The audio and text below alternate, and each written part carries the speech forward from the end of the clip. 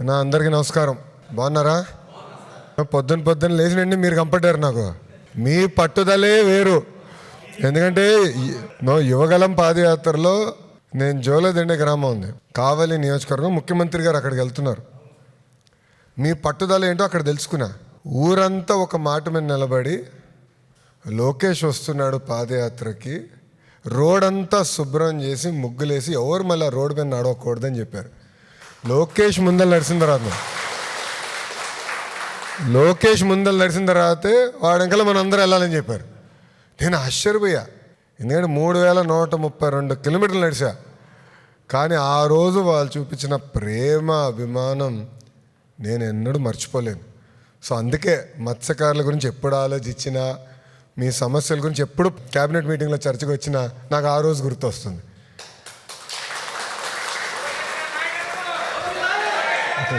అన్నా, కానీ ఒక్క విషయం, మీ పట్టుదల అందరూ ఒక మాట అనుకుంటే నిలబడతారే, అది మీ దగ్గర నుంచి మేము నేర్చుకోవాల్సిన అవసరం చాలా చాలా ఉంది. పార్టీలో కూడా మేము నేర్చుకోవాల్సిన అవసరం చాలా చాలా ఉంది. ఎందుకంటే ఈరోజు మీరందరూ కలిసి వచ్చారు. నేను ఎక్కడ ఫోన్ చేసి ఎవడు రమ్మని చెప్పలా. కానీ మిమ్మల్ని అందరూ చూసిన తర్వాత ఇంత దూరం వచ్చారు, ఎండల్లో ఈ వేడిలో ఉన్నారు, కొంచెం కలుద్దాం, కప్ కాఫీ టీ తాగిన తర్వాత వెళ్దాం అనే ఆలోచన నాకు అప్పుడు వచ్చింది. మీ అందరు తెలుసు, మత్స్యకారుల సేవలో కార్యక్రమం పోయిన సంవత్సరం చేసాం, ఈ సంవత్సరం చేస్తాం, రాబోయే సంవత్సరాలు కూడా చేస్తాం. దాంతో భాగంగా కూడా ఏంటంటే మన ప్రభుత్వ అధికారంలోకి వచ్చిన తర్వాత మన కొల్లన్నట్టుగా క్యాబినెట్లో ఉన్నారు. అన్నగారి నాయకత్వంలో అనేక కార్యక్రమాలు చేసుకుంటూ వస్తున్నాం. గత ప్రభుత్వం చేసిన తప్పులు కూడా సరిదిద్దుకుంటూ వస్తున్నాం. ప్రధానంగా ఏంటంటే పిల్లల్ని బాగా చదివిస్తున్నారు, పిల్లలకి మంచి ఉద్యోగాలు, ఉపాధి కల్పించాలి. ఆ లక్ష్యంతోనే మేము పనిచేస్తున్నాం.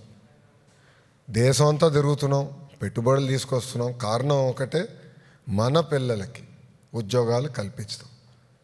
ఎందుకంటే మీరు కష్టపడ్డారు, చెమటోర్చి రూపాయి జమ చేసి పిల్లల్ని బాగా పెంచి బాగా చదివిస్తున్నారు. వాళ్ళు కూడా మెరుగైన అవకాశాలు కల్పించాలి. మన వృత్తిలో కానివ్వండి, లేదంటే ఇతర వృత్తిలో కూడా మంచి అవకాశాలు కల్పించాలనేది మా లక్ష్యం. దానికోసం మేము అందరం కష్టపడుతున్నాం. కానీ మిమ్మల్ని చూసినాతే నేను ఈరోజు స్టన్ అయ్యా. ఎందుకంటే మనం అనుకోలేదు కదా, అట్లా అని వచ్చేసారు అందరూ.